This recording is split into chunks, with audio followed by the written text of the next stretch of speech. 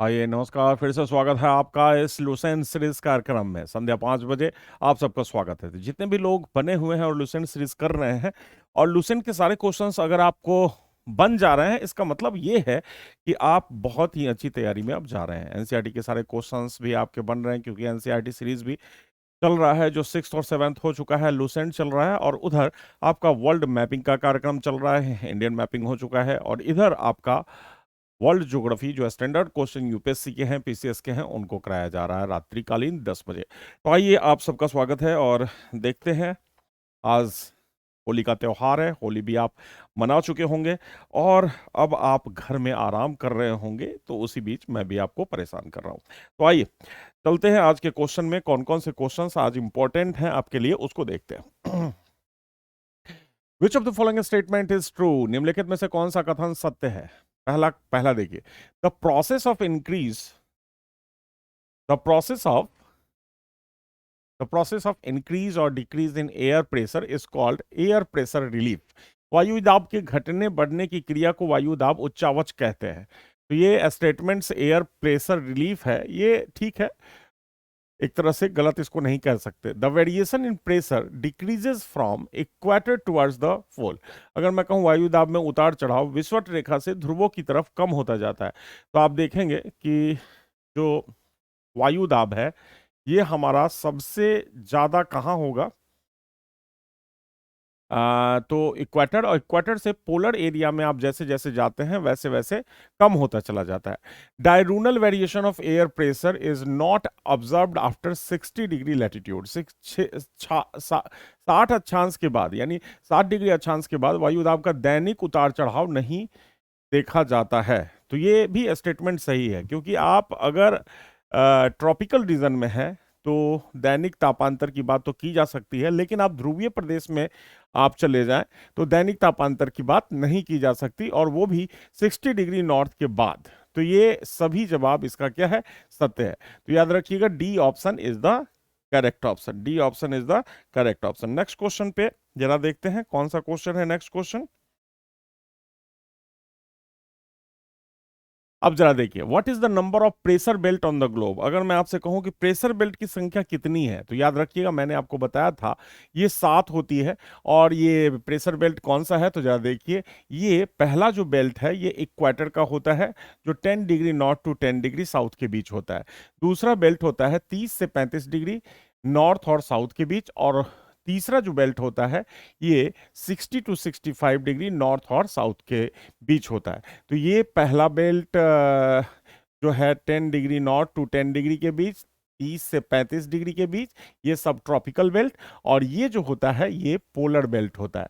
तो याद रखिएगा, ये होता है आपका पोलर बेल्ट और ये होता है सब पोलर बेल्ट, यानी उपध्रुवीय मेखला, पोलर बेल्ट। और आप जानते हैं कि ये जो होता है सब ट्रॉपिकल बेल्ट होता है, यानी उपोष्ण मेखला होता है, सब ट्रॉपिकल बेल्ट। और ये जो होता है ये इक्वाटोरियल बेल्ट होता है, ये अच्छी तरह से आप जानते हैं, इक्वाटोरियल बेल्ट होता है। यानी कि अगर ये ऊपर है तो नीचे भी 30 से 35 डिग्री साउथ होगा और 60 से 65 डिग्री साउथ होगा, और फिर पोलर बेल्ट होगा। यानी 1 2 3 4 5 6 7 7 बेल्ट होते हैं, 3 ऊपर और सेम एज इट इज नीचे भी होता है। तो इस तरह से पोलर बेल्ट डेवलप्ड होता है, आप जान लीजिए। तो 7 बेल्ट होते हैं और इसी में आपके नियमित पवन चलती है, रेगुलर विंड। जैसे यहाँ पे ये ट्रेड विंड, यहाँ पे वेस्टर्लीज, और यहाँ पे ये पोलर विंड, ध्रुवीय पवन चलती है। दोनों ही बेल्ट में अगर आप देखेंगे तो इस तरह से आप इसको देख पाएंगे। समझ रहे हैं? तो ये है आपका प्रेशर बेल्ट 7। नेक्स्ट क्वेश्चन देखिए, नेक्स्ट क्वेश्चन क्या है? To what latitude is the extension of the equatorial low pressure belt found on both side of the equator. विषुवतीय निम्न दाब जो क्षेत्र होता है, जो पहला बेल्ट हमने आपको बताया, ये विषुवत रेखीय बेल्ट होता है। ये 10 degree north to 10 degree south extended होता है, और इसको हम क्या कहते हैं? विषुवत रेखीय मेखला, या फिर इक्वाटोरियल रीजन कहते हैं, या इक्वाटोरियल बेल्ट कहते हैं। और यहाँ पे अत्यधिक तापमान होता है, हाई टेम्परेचर, और लो प्रेशर होता है, याद रखिएगा, क्योंकि तापमान जहां ज्यादा होगा वहां निम्न दाब का क्षेत्र होगा। तो ये B option is the correct option, याद रखिएगा। और अगर आपसे पूछा जाए कि डोलड्रम कितने डिग्री के बीच होता है, तो 5 डिग्री नॉर्थ से 5 डिग्री साउथ के बीच क्या होता है, डोलड्रम की स्थिति होती है, डोलड्रम की स्थिति होती है। तो ये B option is the correct option, B option is the correct option. तो ये B option is the correct option. Next question जरा देखिए कौन सा क्वेश्चन है, नेक्स्ट क्वेश्चन, नेक्स्ट क्वेश्चन देखिए। The expansion of doldrum belt is generally found in. अब अगर आपसे पूछा जाए कि जो डोलड्रम का क्षेत्र है वो कितने से कितने डिग्री के बीच होता है, तो याद रखिएगा 0 से 5 डिग्री नॉर्थ और साउथ दोनों में ही होता है। तो ये आप देखेंगे कि जो डोलड्रम का बेल्ट है, ये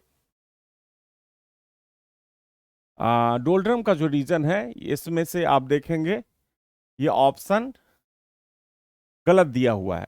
याद रखिएगा डोलड्रम का जो क्षेत्र होता है ये 5 degree north, 5 degree north to 5 degree south का रीजन होता है, तो इसको हम डोलड्रम कहते हैं, डोलड्रम। तो डोलड्रम 5 to 5 होता है, equatorial region 10 degree north to 10 degree south होता है। तो इन दोनों को अगर आप मिला दीजिए, ए और बी दोनों को, तब जाके आंसर आपका बन जाएगा। तो ये लूसेंट में थोड़ा सा डेविएशन है, इसको जरा करेक्ट कर लीजिएगा। तो इसको आप करेक्ट कर लीजिएगा, क्योंकि ये दोनों ही, ए और बी दोनों ही होगा, क्योंकि 0 डिग्री से 5 डिग्री नॉर्थ और 5 डिग्री साउथ के नीचे क्या होता है, डोलड्रम का बेल्ट डेवलप्ड हुआ होता है। नेक्स्ट क्वेश्चन देखिए। Doldrum region is characterised by. आप जानते हैं कि जो डोलड्रम जो क्षेत्र है, यानी डोलड्रम कौन सा क्षेत्र होता है, तो आप जान गए कि ये 0 डिग्री से 5 डिग्री नॉर्थ 5 डिग्री साउथ के बीच वाला रीजन, ये जो होता है डोलड्रम होता है। और याद रखिए ये एक साइलेंट बेल्ट के नाम से भी जाना जाता है। यहाँ पे लो प्रेशर होता है, निम्न दाब, क्योंकि तापमान बहुत ज्यादा होता है। और ये हैवी रेनफॉल का क्षेत्र है। हैवी रेनफॉल का मतलब है बहुत ही अत्यधिक वर्षा, मूसलाधार वर्षा इस क्षेत्र में होती है। तो यहाँ लो प्रेशर तो है, और depression of air, low pressure and slow easterly wind, normal pressure and depression of air, low pressure and काम विंड। तो निम्न दाब का क्षेत्र और काम विंड का मतलब है शांत है, शांत है, पवन क्या है, बहुत शांत है, क्योंकि ये साइलेंट बेल्ट है।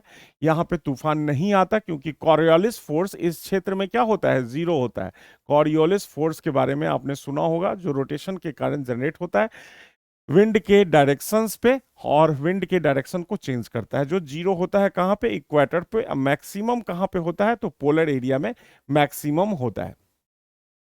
तो कॉरियोलिस फोर्स के यहाँ जीरो होने के कारण ये यहाँ पे तूफान जैसी घटनाएं नहीं होती है। तो D option is the perfect option. Next question देखिए। On either side of which line is the white belt found. शांत पेट्टी किस रेखा के दोनों ओर पाई जाती है। तो शांत पेट्टी आप जान रहे हैं किसको कहते हैं, अभी हमने डोलड्रम का नाम लिया है, तो डोलड्रम को क्या कहते हैं, साइलेंट बेल्ट कहते हैं। ये क्या है, इक्वेटर के दोनों तरफ डेवलप्ड है। 5 डिग्री to 5 डिग्री के बीच, यानी 5 degree north to 5 degree south वाला जो क्षेत्र है, ये क्या है, एक शांत मेखला कहलाता है। इसको काम वेदर कहते हैं, या इसको साइलेंट बेल्ट भी आप कह सकते हैं। This is also called silent belt. समझ गए। तो ये किसके चारों, किसके दोनों तरफ होगा, इक्वेटर के दोनों तरफ, यानी भूमध्य रेखा के दोनों तरफ होता है। नेक्स्ट क्वेश्चन देखिए। विश्व के सभी उष्ण मरुस्थल निम्न में से किस पेट्टी में स्थित होते हैं। अब ये क्वेश्चन मैंने आपको बताया था, मेरा जो कॉन्सेप्चुअल क्लास है उसको जरूर आप कर लीजिएगा, जो कॉन्सेप्चुअल क्लास है उसको कर लीजिएगा। कौन सा है, तो ये जो कॉन्सेप्चुअल क्लास है इसमें मैंने आपको बताया था कि ये जो रीजन है, आप देखिए 30 degree north to 30 degree 35 degree north के बीच, 30 to 35 डिग्री साउथ के बीच, ये जो बेल्ट है इसको हम सब ट्रॉपिकल बेल्ट कहते हैं। क्या कहते हैं इसको, सब ट्रॉपिकल बेल्ट के नाम से जानते हैं। सब ट्रॉपिकल बेल्ट, इन दोनों क्षेत्रों को कहते हैं सब ट्रॉपिकल बेल्ट। अब सब ट्रॉपिकल बेल्ट में यहाँ पे हाई प्रेशर होता है, क्योंकि मैंने बताया था यहाँ पे हवाएं क्या होती हैं, नीचे उतरती हैं और यहाँ हाई प्रेशर बेल्ट बना देती हैं। जहां भी हाई प्रेशर बेल्ट बनेगा वहां बारिश नहीं होगी, वहां एंटी साइक्लोनिक वेदर डेवलप्ड होता है। यहाँ पे एंटी साइक्लोनिक वेदर यानी कि प्रति चक्रवातीय दशा उत्पन्न होती है, और यहाँ हवाओं के नीचे गिरने के कारण यहाँ क्लाउड्स को हटा दिया जाता है। इसलिए सब ट्रॉपिकल बेल्ट, याद रखिएगा, वहीं पे विश्व के अधिकतर रेगिस्तान पाए जाते हैं। चाहे आप थार रेगिस्तान इंडिया पाकिस्तान का देखें, सहारा रेगिस्तान देखें, अटाकामा देखें, या फिर अरेबियन जितने भी हॉट डेजर्ट हैं, या कैलिफोर्निया में जितने भी हैं, सब ये सब ट्रॉपिकल बेल्ट में ही पाए जाते हैं। नेक्स्ट क्वेश्चन देखिए क्या है। ओजोन परत पृथ्वी से लगभग कितनी ऊंचाई पे स्थित है? Approximately what height is the ozone layer located from the earth? अब अगर आपसे पूछा जाए ओजोन लेयर की ऊंचाई बताइए मुझे कितनी हो सकती है, तो ये कहाँ होती है? तो आप जानते हैं ये होती है स्ट्रेटोस्फेयर में, स्ट्रेटोस्फेयर। और आप जानते हैं समतापमंडल में मैक्सिमम हाइट होती है 50 किलोमीटर, और ये जो मैक्सिमम डेंसिटी में होता है, ये जो मैक्सिमम डेंसिटी में होता है, ये 25 से 35 किलोमीटर के बीच मैक्सिमम डेंसिटी में होता है ओजोन। इसका मतलब डी ऑप्शन सबसे परफेक्ट ऑप्शन है। इनमें से अगर आपको करना होगा तो किस में जाएंगे? तो डी ऑप्शन में आप जाएंगे। तो ये D option is the perfect option. अब जरा देखिए, जेट धाराएं धाराएं प्रायः कहां पाई जाती हैं? Jet jet streams. तो आप जानते हैं कि जो जेट स्ट्रीम है ये कहां पाई जाती है? तो ये जो जेट स्ट्रीम है मैं आपको बता दूं सबसे पहले कि ये एक हाई स्पीड विंड है। ये क्या है? एक तरह की हाई स्पीड विंड है, हाई स्पीड विंड है।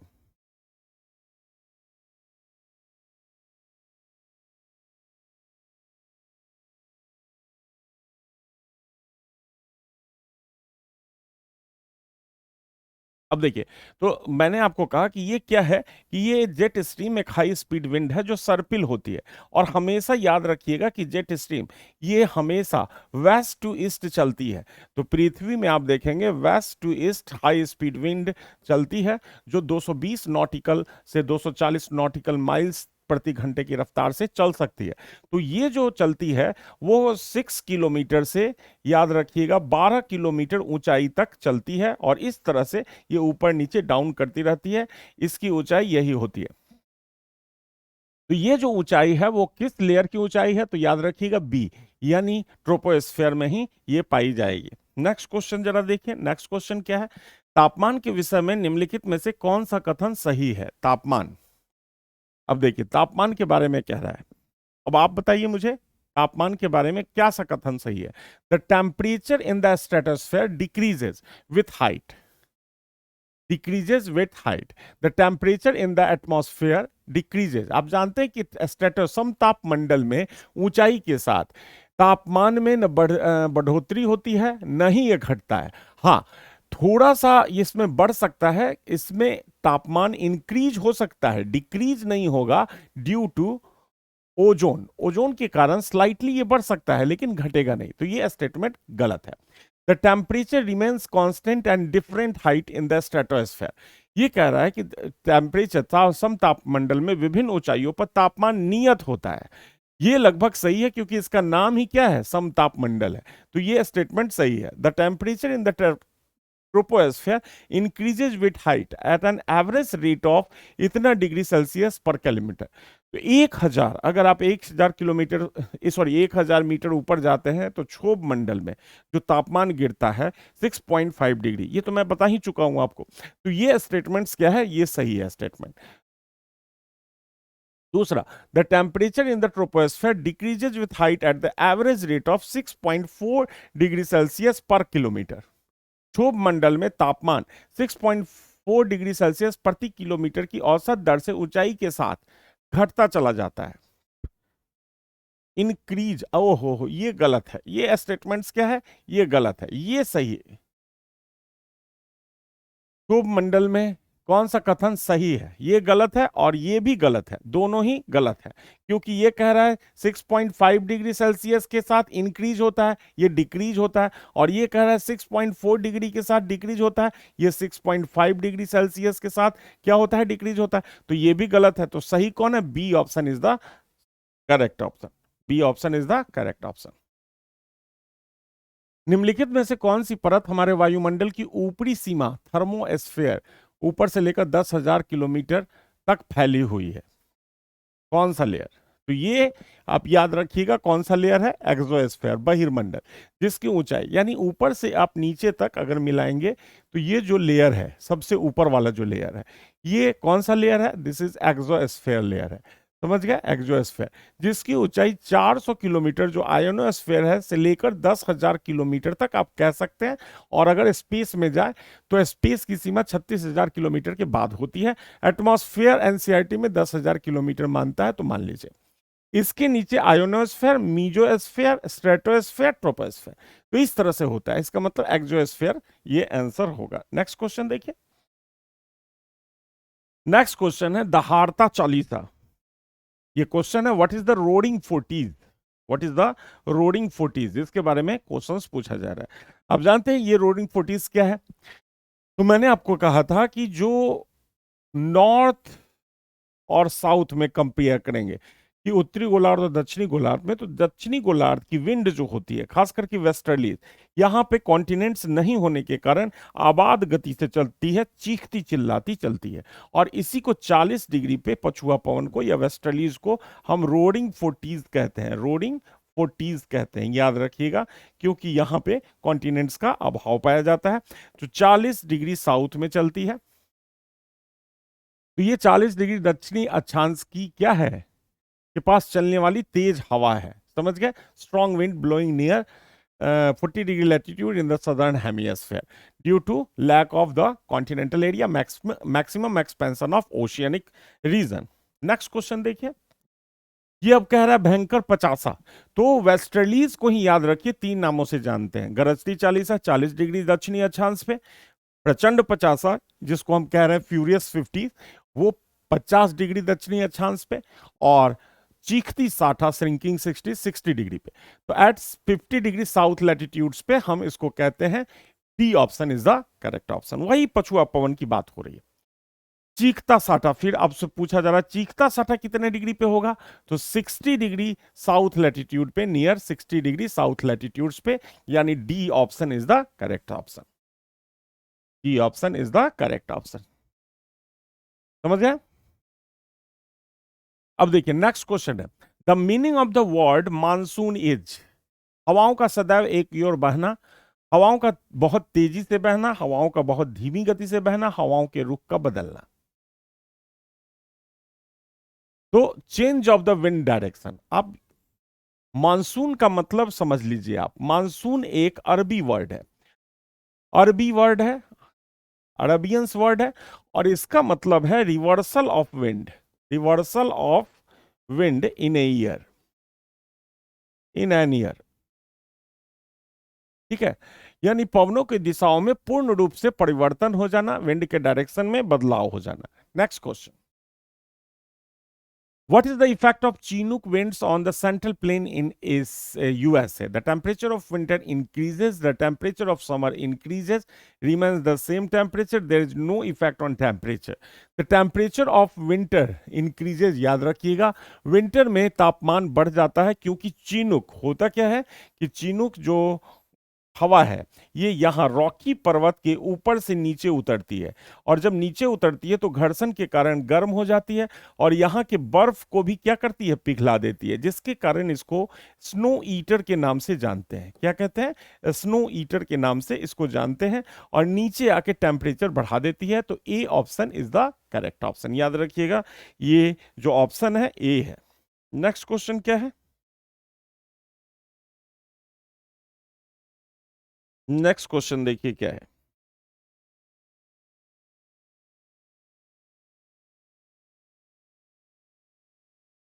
नेक्स्ट क्वेश्चन देखिए। What are the hot dry local winds blowing in the northern part of Alps mountain called? अगर पूछा जाए आल्प्स माउंटेन के उत्तरी भाग में बहने वाली उष्ण शुष्क स्थानीय हवाओं को क्या कहते हैं? तो अब मुझे बताइए उस शुष्क स्थानीय हवाओं को क्या कहते हैं? तो आप याद रखिएगा ये फॉन है, ये फॉन है। ये एक तरह की हॉट एयर होती है जिसकी तुलना आप चीनूक से कर सकते हैं, चीनूक से कर सकते हैं। और ये फ्रांस में भी बहती है, स्विट्जरलैंड में भी बहती है, स्विट्जरलैंड में भी बहती है। तो B option is the correct option. Next question देखिए, न्यूजीलैंड में उच्च पर्वतीय क्षेत्रों से उतरने वाली गर्म शुष्क एवं धूल भरी स्थानीय हवा निम्न में से किस नाम से जानी जाती है? अब मुझे बताइए, by which of the following names is the hot dry and dusty local air descending from the high mountain area in New Zealand known? इसको क्या कहते हैं मुझे बताइए। तो ये आप याद रखिएगा, जो न्यूजीलैंड की हवा है उसको क्या कहते हैं? नॉर्वेस्टर के नाम से जानते हैं, नॉर्वेस्टर के नाम से इसको जानते हैं, नॉर्वेस्टर के नाम से इसको जानते हैं। तो ये एक प्रकार की धूल भरी स्थानीय हवा होती है और गर्म हवा होती है न्यूजीलैंड की। तो याद रखिएगा ये है। नेक्स्ट नेक्स्ट क्वेश्चन समाप्त हो गया। यानी आज की छोटी सी क्लास थी, क्योंकि आज पर्व त्योहार है, थोड़ा एंजॉय भी कर लीजिए आप, इसलिए आज की कहानी यहीं समाप्त होती है। फिर रात के 10 बजे आपका कंटिन्यू जो क्लास होगा वो चलता रहेगा। Thank you very much. खुशियों से पर्व मनाइए। आप लोगों को बहुत बहुत होली की शुभकामनाएं। Have a nice day.